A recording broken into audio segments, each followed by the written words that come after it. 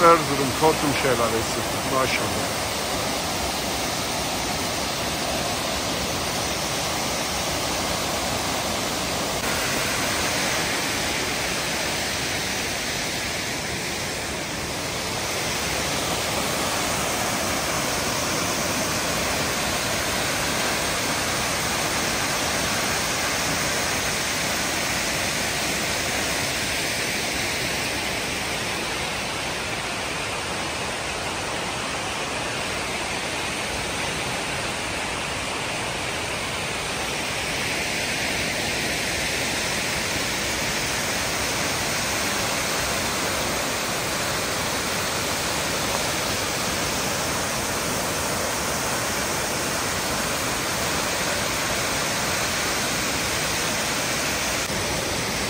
Evet, böyle aşağıya doğru Tortum Şelalesi'nden yavaş yavaş aşağı iniyoruz.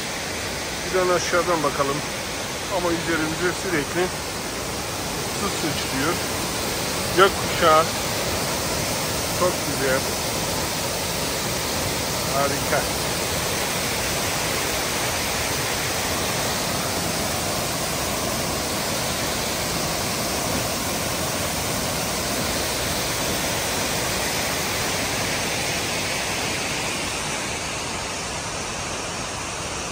Evet, Tortum Şelalesi.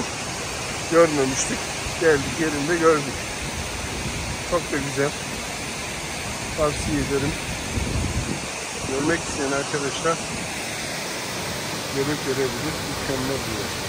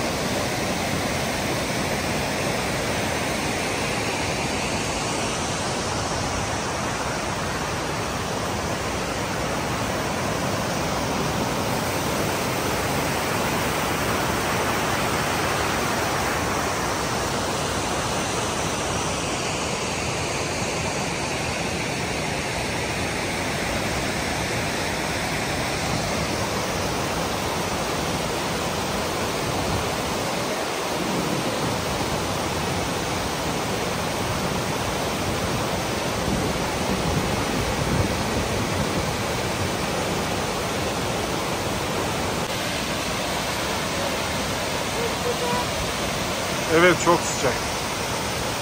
Çok sıcak ama görülmeye değer.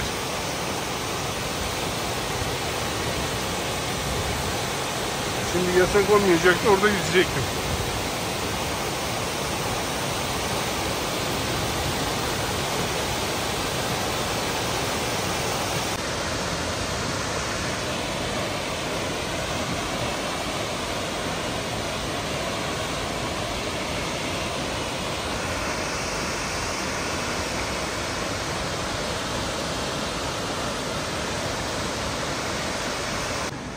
Evet, son olarak seyir terasından manzarayı sizlere gösterelim ve Tortum Şelalesi'ni gezmiş olduk.